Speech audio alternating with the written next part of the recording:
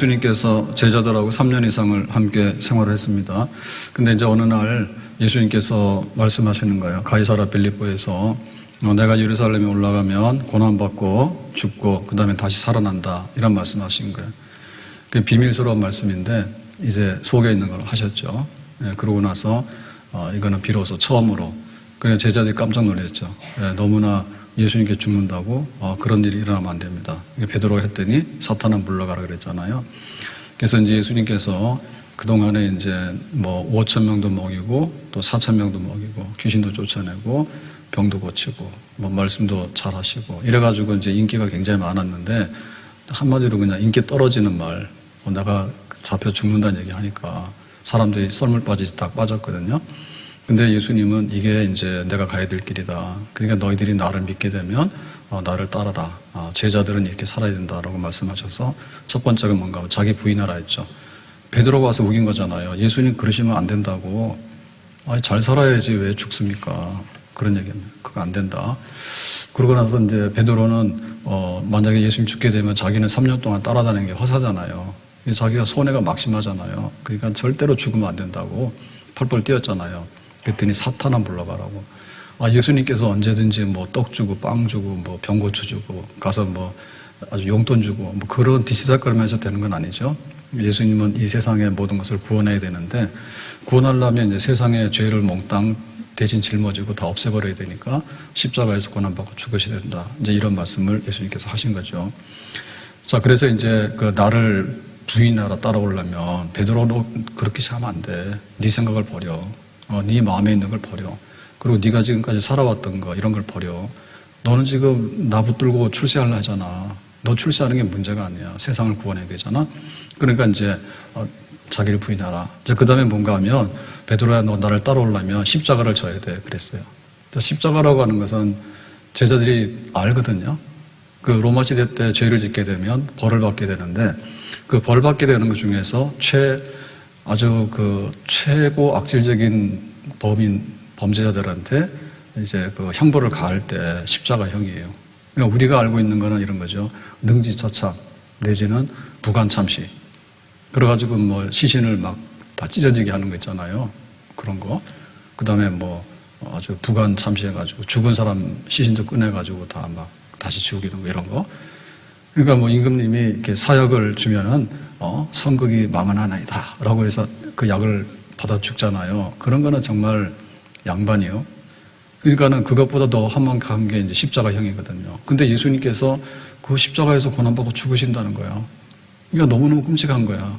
그 막 사람들이 죽어갈 때 십자가에 달리면 하루 이틀 3일 어떨 때는 더 가거든요. 그러면 막 얼마나 고통스럽습니까? 그리고 새들이 와서 여기에 막 달라들잖아요. 새들이 와서 피냄새를 맡고 짐승들도 달라들고. 그러니까는 나중에는 기진맥진해서 이렇게 죽어가는데, 그런 걸 봤는데 예수님께서 그걸 간다 하니까, 근데 예수님께서 십자가를 지고 너희들도 따라오라는 거예요. 그럼 우리가 얼마나 힘들겠어요. 그 십자가를 지고서. 그러니까는 여기 십자가를 지라라고 하는 말은 예수님을 따라오는데 그냥 세상의 짐 있죠. 내가 먹고 살아야 되는데 어떻게 하지? 우리 자식들이 잘 돼야 되는데 어떻게 하지? 혹은 내가 회사 가서 잘 돼야 되는데 어떻게 하지? 그리고 뭐 내가 좀 건강하게 살아야 되는데 어떻게 하지? 내가 좀 출세를 해야 되는데 어떻게 하지? 스트레스 받는데 내가 잘 안 돼가지고 이걸 어떻게 내가 이겨나가야 될까? 이런 거를 짊어지고 나가는 거는 예수님의 십자가 아니에요.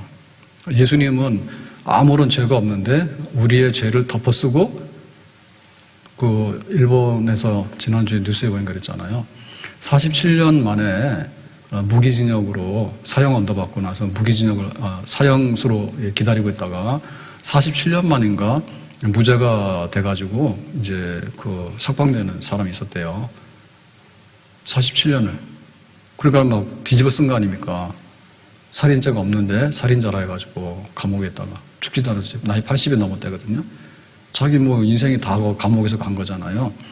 사실 그거는 자기의 죄하고 상관없는데 뭔가 잘못돼서 뒤집어 쓴 거죠.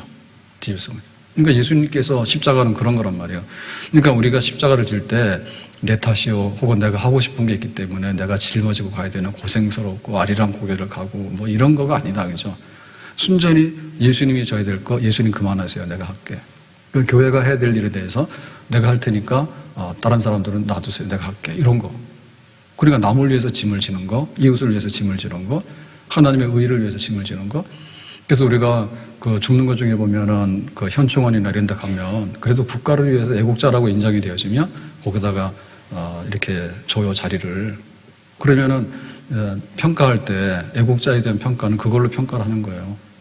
그러니까는 우리가 예수님의 십자가를 지라라고 하는 얘기는 정말 주님을 위하고 하나님을 위해서 내가 덮어쓰고 지는 그런 짐, 그런 겁니다.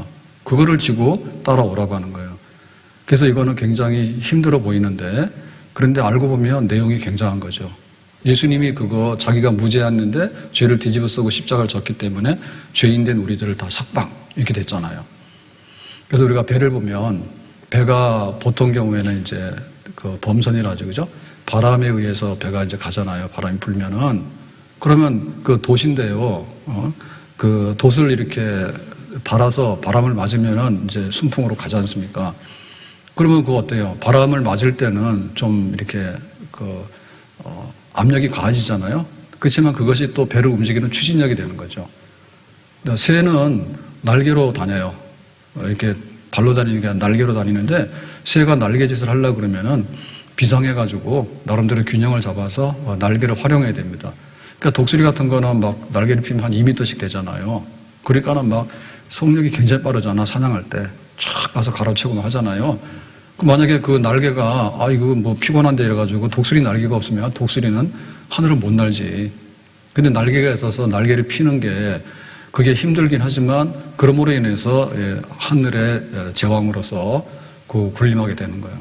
그러니까 우리가 이 십자가라고 하는 것은 힘들고 뭐 이런 것 같지만 그러나 이거를 져야지 주님의 뜻을 이루어드리게 되는 그런 거죠. 그러니까 예수님께서 그걸 져셨기 때문에 너희들도 나를 따라오려고 하면 그냥 덜렁덜렁 산책하듯이 이렇게 오지 말고, 혹은 자기 탓에 짊어지는 그런 막 죄 짓고 가서 막 이렇게 하는 짐, 이런 거 하지 말고 정말 주님을 위하고 선을 위하고 의를 위해서 하나님의 뜻을 위해서만 살아가는 짐, 그 십자가를 지도록 해라 그랬습니다. 그러니까 이 십자가라고 하는 것은 자기 십자가를 했기 때문에 남들에 대해서 신경 쓰면 안 돼요.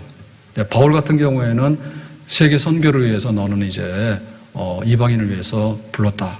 그러니까 너의 십자가를 매라 하니까 우리는 감당을 못합니다. 우리는. 바울이 얼마나 많은 매를 맞았고 또 바울이 감옥에도 가고 또 배 타고 가다가 파산하기도 하고, 그리고 항상 유대인들이 바울의 목숨을 노리잖아요. 너는 유대교를 배신한 자 해가지고. 그러니까 그런 십자가를 바울은 맸잖아요. 우리 같으면 못 매죠. 그래서 베드로, 너도 이제 나를 3번 부인했으니까 앞으로는 나를 사랑하느냐? 내가 주님을 사랑합니다. 그랬더니 거꾸로 이제 십자가 메고 죽을 거다. 이제 이런 말씀을 하잖아요. 그럴 때 베드로는 그랬거든요. 못 알아차리고요. 그럼 요한은 어떻게 돼요? 그랬단 말이에요. 그러니까 요한 신경 쓰지 말아야죠. 사도 요한 같은 경우에는 자기가 이렇게 나이가 많이 들어서 최후까지 생존하면서 그렇게 순교하지 않고 잡혀 죽지 않고 이렇게 자기의 마지막 수명을 다하면서 또 생을 마칩니다. 그러니까 그거는 자기 십자가입니다. 자기 십자가. 그래서 우리가 자기 십자가가 있을 때 그 자기 십자가에 대해서 그냥 내 것으로 그냥 받아들이면 돼요. 내 것으로. 장로님의 십자가는 장로님만 지는 십자가지 그만큼만 지면 돼. 내가 집사로서 져야 되는 십자가면 그만큼만 지면 돼. 그리고 내가 우리 집에서 우리 가정을 이렇게 잘 섬기기 위해서 져야 되는 십자가가 있으면 그만큼만 지면 돼. 근데 내가 져야 될 거를 너한테 맡기거나 혹은 다른 사람이 지는 십자가를 보면서 저거는 가벼운 것 같은데 왜 나는 무겁냐고 이렇게 불평하거나 하면 안 돼. 그것은 예수님께서 나에게 지고 오라고 한 거, 그거죠. 그러니까 저는 저에게 있는 십자가가 있는 거예요. 그래서 토요일 밤이 되면 나름대로 알게 모르게 저절로 막 긴장이 많이 돼요. 혹시 뭐 눈이나 오나 비나 오거나 그것부터 시작해가지고요. 여러 가지로 이제 그게 막 됩니다. 그래서 힘들어요.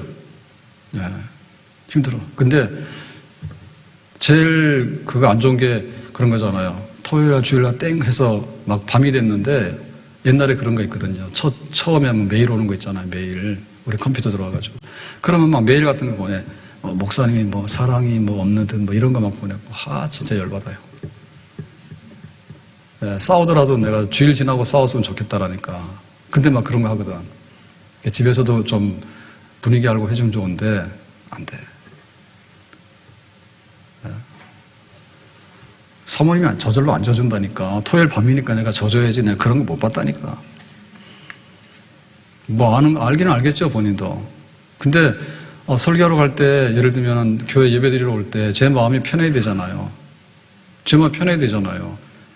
그거는 내가 져야 되는 십자가인 거예요. 주일날 무슨 일이 있더라도 제일 급한 건 저요. 제일 급한 거 저요. 뭐 오늘 그런 얘기 할 건 아닌데 지난날 돌아보면 뭐 잘못되고 부족하니까 그랬겠죠.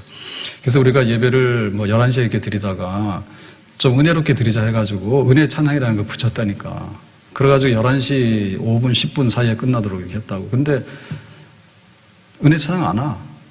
예배 시간은 계속 길어지는 거야. 늦어지는 거예요. 그래서 이제 하다 보니까 그러면 뭐 11시에 그러면 뭐 주님의 성령이 하라 했어. 그렇게 해서. 근데 그것도 사실 참 자동으로 맞추기가 어려워요. 그래서 이번에 그러면 무조건 시간으로 하자 그냥 11시 땡 하면 하자 해가지고 지난주부터 바꾼 거 눈치채셨어요? 눈치채셨어. 근데 사실 저 같은 경우는 좀 힘들거든요. 힘든 게 뭐냐면 7시 반 예배를 드리고 그러고 나면은 올라오면 한 8시 반 40분이 돼요. 그러면 돌아서서 또 나와야 되는 거예요. 그러니까 뭐 은혜 찬양은 은혜의 찬양이니까 알아서 하시라고. 사실 그런 저는 근본적인 생각이 좀 있었죠. 예, 그런데 그게 잘 안 되거든요. 그러니까 자꾸 늦는 거예요. 제가 은혜의 찬양이 못 들어오는 거예요. 자꾸 늦어지는 거예요. 그래서 저는 그런 데부터 쌓여가지고 이게 잘 해결이 안 돼. 그래서 이번에는 그냥 땡 하면 하자 해가지고 이제 어떻게 그렇게 됐는데 그거는 뭐 제가 져야 되는 분량이에요. 뭐 7시 반부터 뭐 오후 예배 끝날 때까지 거의 뭐 계속 서 있는 겁니다. 계속 서 있는 겁니다. 근데 예배를 한 번 드리는 분은 이해를 하죠. 열렬하게 마음을 다하고 힘을 다하고 뜻을 다해서. 저는 1부 예배 드리고 돌아서면 2부 예배를 또 들어야 돼. 그거 모르신다니까. 사회까지 제가 혼자 다 해야 되잖아요. 지금 형편이 이래가지고. 그래서 사회를 하는데 잘못하면 삑하고. 그래서 어떨 때는 음도 놓치고. 원래 음 맞추려고도 못 맞히는데. 네? 그렇게 되는 거죠. 그러니까 사회까지 다 하고. 찬양했던 거를 또 하고 하니까. 어쨌든 간에 그거는 제가 져야 될 몫이에요. 그래서 제가 뭐 말할 것도 아닌데 사실은 그렇다 그거죠.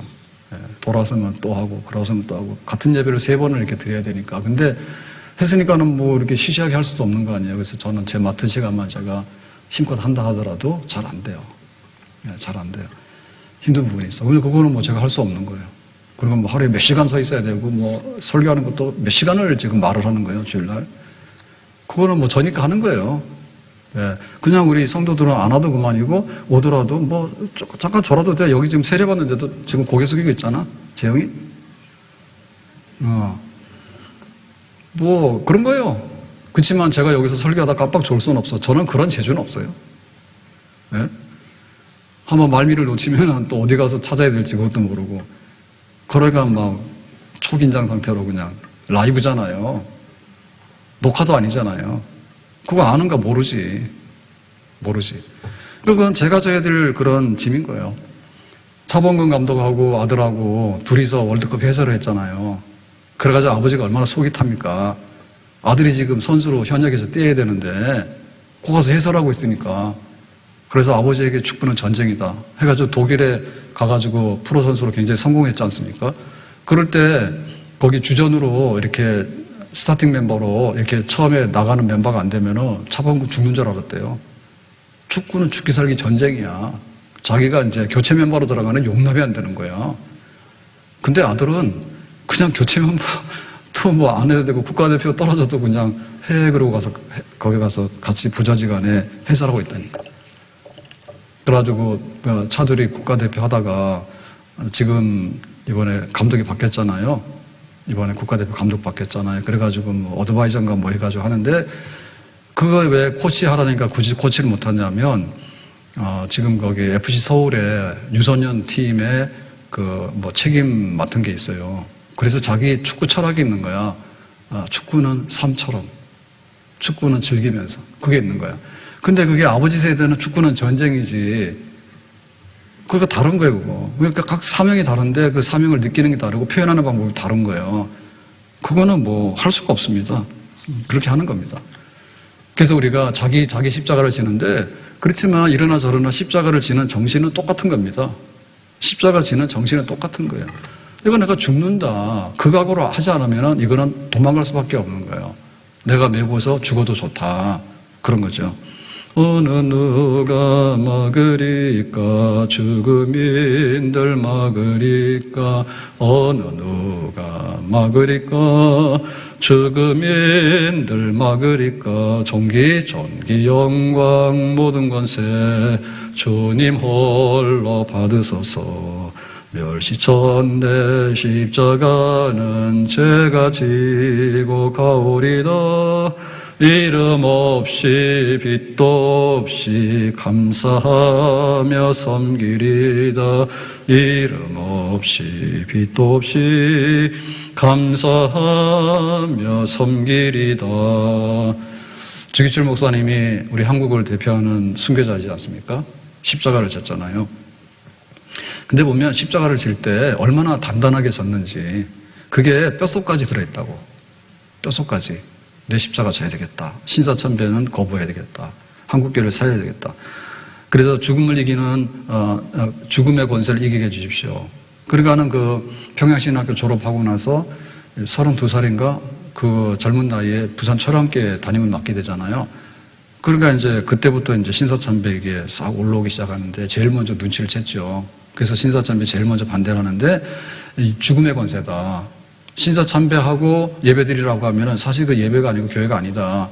그렇게 신사참배라고 하는 것은 뭐 일본의 그 국민의례에 협조하는 그런 정도가 아니고, 이거는 영적으로 우리를 죽이는 거다, 이렇게 생각한 거예요. 죽음의 권세.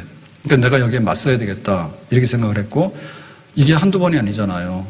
그러니까는 감옥에 들어갔다 나왔다 들어갔다 나왔다 이렇게 해야 되는데, 이 고난이라고 하는 것이 어느 정도는 참을 수 있거든요. 근데 이게 지속되면요, 사람이 다 무장해제가 돼버려요. 무장해제. 지속되면은, 감옥에 한 번 갔다, 두 번 갔다 하면 그 다음에는 가기 싫죠. 가면 못 나온다는 거죠. 그런데 이거를 뚫고 간다는 거죠. 그러니까 십자가를 질 때, 그야말로, 오래도록 견딜 수 있는 힘을 주세요. 이렇게 된 거고요. 그 다음에 이제 처자식도 생각나죠. 항상 처자식 생각하면 뒤돌아설 수밖에 없잖아요. 그러니까는 십자가를 메고 앞으로 갈 때, 늙은 어머니와 처자식을 주님께 부탁합니다 했어. 그래가지고 우리가 참 역설적인 게, 그 일본에 대해서 친일파한 사람들은 다 잘 살아요. 근데 독립운동하고 애국운동하는 사람들의 집안이나 이런 데는 풍지박산 난 경우가 많아요. 자녀들 다 제대로 못해가지고 그런 경우 많고, 역설적으로. 그래서 보훈처에서 뭐 좀 주지만 그거 가지고는 어림도 없잖아요. 못 일어나거든요. 왜냐면 뭐 친일파 있고 이런 사람들은 뭐 기업을 가지고 재벌인데. 그랬을 때 생각해보면은 주기철 목사님도 그 아들이 부산의 통공장에 가서 상자 만드는 거 있죠. 그거 공장 가서 일했다니까 한 달에 20원인가 받았대요. 근데 거기서 누굴 만나는가 하면 또 손양호 목사님 아들을 만나. 거기서. 그러고는 부모님이 든든하고 부모님이 호강시켜줬으면 자식들이 호강할 텐데 그걸 다 알죠. 그래도 십자가를 메기 때문에 내가 내 자식 배부르게 하고 뭐 내 어머니 잘 섬기고 그거 하려고 그러면은 한국하고 나가야 되지. 근데 내가 이거는 져야 되는 십자가다 하니까 나는 이 길을 계속해서 가겠다, 그죠? 가겠다. 그래서 그 마지막에 그 평양 감옥에서 순교하실 때 그때 이제 마지막 광경을 이렇게 글로도 남겨놨는데요. 보면 이렇습니다. 내 주 예수의 이름이 땅에 떨어지고 있다. 평양아 평양아 동방 예의지국의 예루살렘 성아 하늘의 영광이 내게서 떠났도다. 모란봉아 흐느껴라 대동강아 통곡하라. 아무리 무서운 칼날이 나를 기다리고 있어도 나는 두려워하지 않으리라. 1000만 번 죽어도 나는 꺾이지 않으리라. 라고 그 잡혀가기 전에 마지막에 나의 5가지 기도 제목, 그때 이제 설교를 하고 잡혀가고 그리고 이제 감옥에서 이제 마지막 순교의 길을 가는데, 그 잡혀가기 전까지도 1000만 번 죽어도 나는 꺾이지 않는다는 불굴의 그 죽음을 두려워하지 않고 하는 십자가를 매는 그런 정신이 있었어요. 그래야지 우리가 이거를 견뎌내는 겁니다. 그러면은 손 목사님만, 아니 여기 주기철 목사님만 그러냐면 그게 아니라 사모님도 더 하죠. 네, 평양 감옥에 있을 때 이제 면회를 다니잖아요. 면회를 다니면은 뭐 뒷바라지를 하지 않습니까? 그런데 그때 뭐라고 했냐면 만나면 인사가 그거예요. 별일 없었냐고. 그래서 사모님의 그 소원은 뭐냐면 신사참배에 대해서 굴복하고 나오는 건 원치 않아. 그걸 차라리 그냥 순교하는 게 좋겠다. 그런 뜻이에요. 그거 부인이 또 그러면 들릴라처럼 되는 거죠. 들릴라가 삼손한테 나는 당신을 사랑합니다. 당신 나를 사랑한다 해가지고는 팔아먹었잖아요. 네? 그러니까는 사모님이 역할이 뭐냐면 신사참배 그거 뭐 대충 하고 그냥 집으로 나오세요라고 날마다 울면서 보채면 어떻게 할 겁니까? 마음이 약해져서. 근데 그렇게 안 하죠. 응원하잖아요. 예, 오늘 하루를 잘 견디셨냐고, 이번 한 주간을 잘 견디셨냐고, 잘한다고, 죽어도 굴복하지 말고 순교하자고. 그렇게 해서 이게 부부가 합심해가지고 앞뒤가 맞는 거예요. 그러니까 그 십자가를 매는 거예요. 우리가 그런 정신을 가져야지 예수님을 따라갈 수가 있어요. 그냥 편안하게 되는 대로 뭐 세상에 좋은 것 그거 따라가다 보면 십자가를 팽개치고 나중에는 배신할 수밖에 없습니다. 그래서 그 마지막에 이제 이제 죽기 직전에 이제 면회를 신청하게 돼가지고 그때 이제 면회하면서 남긴 그 말이 있는데요. 주 목사님 말이 이런 겁니다. 나는 하나님 앞에 가면 꼭 한국교회를 살려달라고 간청할 것이요. 이 말을 우리 교회 신자들에게 부디 전해주길 바라요. 그러니까 이제 내 소원은 천국 가서라도 한국교회를 살려달라. 이게 신사참배에 굴복하지 않고 교회가 정상적으로 회복되기 원한다. 그게 이제 마지막 죽기 전에 유언 같은 말씀이었고요. 이 두 번째는 뭐냐면 내가 죽거든 고향 웅천, 여기가 지금 말하면 창원 마산 지역이라고 그래요. 그러니까 여기 웅천으로 가지 말고 평양 돌박산에 묻어주시오 그랬어요. 여기는 타향이거든요. 그런데 죽어서도 우리 교회를 지켜봐야 하니까 그랬습니다. 죽어도 우리 교회 지켜봐야 된다고. 그러니까 우리 성도들은 좀 겁나지. 그죠? 하나님 눈도 좀 피해야 되는데 목사님이 죽어가지고 묻혀가지고 내려다보고 눈 뜨고 있으면 어떻게 할 거냐. 그래서 저는 황명산 안 갈라 합니다.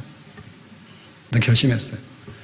황명산 가가지고 이거 내려다보고 있으면은 교회 지켜보고 있으면은 불편하실 것 같아. 그러니까 나 안 갈 테니까 걱정하지 마세요. 황명산을 어디든 내 마음대로 되나. 갔다가 묻으면 묻는 거고 던지면 던지는 거고 버리면 버리는 거지. 내가 무슨 상관이 있어요. 근데 아무튼 그렇다고요. 그러니까 옛날에는 전보다 자기 그 고향 생각에 마지막에 안식처를 대부분 다 그렇게 유언하거든요.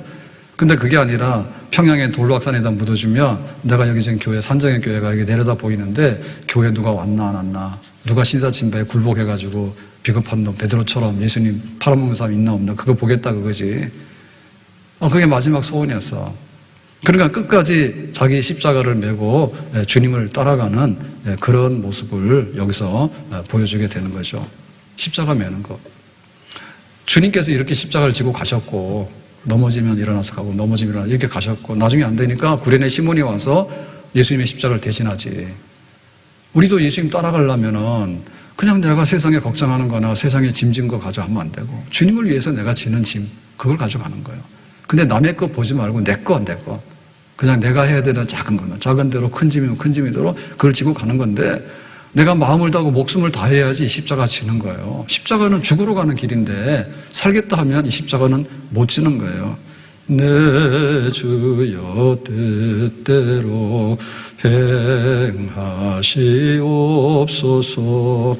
내 모든 일들을 다 주께 맡기고 저 찬성 향하여 고요히 가리니 살든지 죽든지 뜻대로 하소. 살든지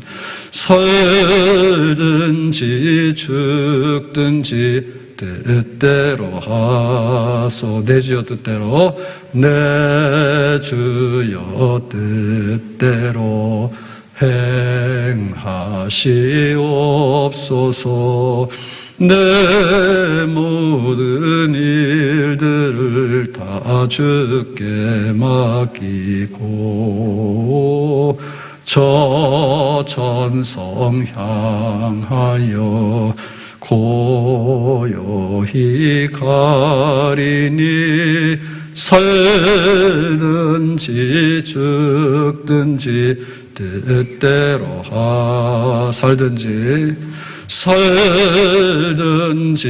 죽든지 뜻대로 하소. 살든지 죽든지 뜻대로 하소서. 한국교회를 짊어지고 가야 되는 사명이 있는데, 십자가가 있는데 전부 다 신사참배 굴복하고 총회에서도 다 신사참배 하자고 결정해버린 거예요. 총회에서도. 그러니까는 주기철 목사님은 내가 마지막으로 이 십자가 지고 내 사명의 짐을 지고 신사참배 아니다 이렇게 가겠다 그러지. 한국교회를 살리는 교회 전부 다를 생각하는 거예요. 전부 다를. 그리고 내가 고향이 문제가 아니라 지금 이 교회를 지켜야 되는데 내가 이렇게 순교하더라도 이 교회가 허물어지면 안 되잖아요. 주님께서 핏값으로 세운 교회가 뿔뿔이 흩어지거나 질이 멸렬하면 안 되잖아. 그럼 내가 죽더라도 지켜볼 테니까 예배드리고 제자들 키워나가고 봉사하고 전도하고 이겨나가라고 그렇게 응원하겠다고 죽어서라도. 그러니까 이게 바로 이제 자기 십자가잖아요. 자기 십자가잖아. 이거 매야지 우리 주님 따라갈 수 있다니까. 이거를 메고 주님을 따른다니까. 이거 어떻게 하느냐. 하나님께서 성령의 은혜를 주시면 우리가 이런 일을 감당해낼 수 있는 줄로 믿습니다. 성령의 은혜를 주시면. 베스메스로 가는 암소는 이런 은혜를 받은 거예요. 소가 무슨 뜻이 있습니까? 하나님의 언약궤가 뭔지 어떻게 알고 베스메스가 어딘지 어떻게 알아요? 새끼가 울면은 돌아서서 저쪽으로 가면 되는 거지. 근데 비록 짐승이지만은 거기다가 감동을 줘가지고 야 너는 새끼 울음소리에 뒤돌아서면 안 돼. 눈물은 나지만은 네가 할 일은 앞으로 가는 거야. 언약궤를 메고 앞으로 가라고. 알겠다고. 그러고 가잖아. 그러니까 이게 은혜를 받는 거가 문제라니까. 은혜를 받으면 십자가가 십자가 아니고 새가 날개를 피잖아요. 그러면 날개 이거 하는 게 힘들다 그렇게 생각이 안 들죠. 하늘을 비상하는구나 이렇게 생각이 되는 거예요. 배가 바람에 순풍이 와가지고 이게 닷을 올리게 되면은 그게 이거 힘든데 이렇게 바람이 부냐 그게 아니라 앞으로 밀어주니까 가는 힘이 되는 거잖아. 근데 성령의 은혜가 있으니까 그게 문제인 거예요. 성령의 은혜가 없으면은 접시에 그냥 코가 빠져도 죽는단 말이 맞아요. 성령의 은혜가 없으면. 그건 가룟 유다 같은 경우에는 은 30에 예수님 파는데 예수님께서 발을 씻겨줘도 가서 팔아버리잖아. 발을 씻겨주잖아 지금 예수님께서. 마지막에 식사를 하시면서 내가 너희들을 사랑해 뭐 이런 얘기 다 하시는데 밥 함께 먹는다는 얘기는 얼마나 많은 사랑의 식탁입니까? 근데 그 자리에서 마귀가 들어가니까 성령 역사하는 게 아니라 마귀가 들어가니까 발 씻겨주거나 말거나 밥을 같이 먹거나 말거나 그냥 나가가지고 은 30에 예수님을 미국에서 팔아버리는 그야말로 마귀 하는 일을 다 하잖아요. 그러니까 이거는 우리의 어떤 의지적인 노력도 중요하지만은 우리의 생각이나 우리의 마음이나 우리의 의지나 성령께서 우리를 얼마나 감싸주고 성령이 얼마나 은혜를 주시는가 여기에 따라 달린 줄로 믿습니다.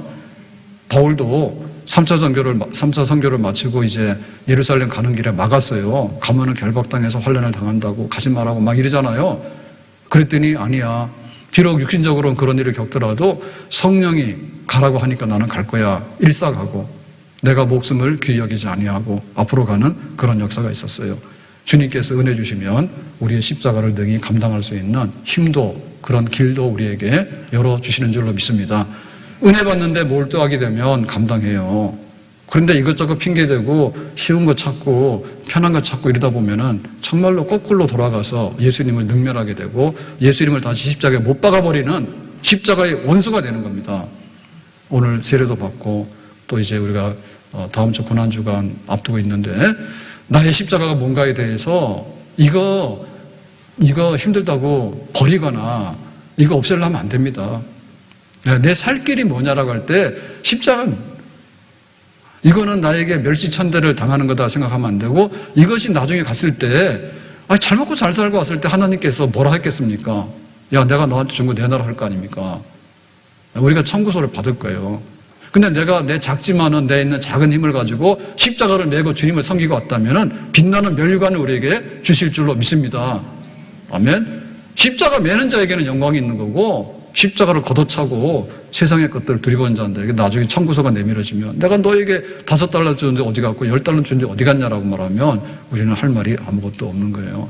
오늘 이 말씀과 같이 우리에게 주어진 십자가를 메고 주님을 따라갈 수 있는 그런 제자가 되기를 예수님의 이름으로 축복합니다. 기도합니다.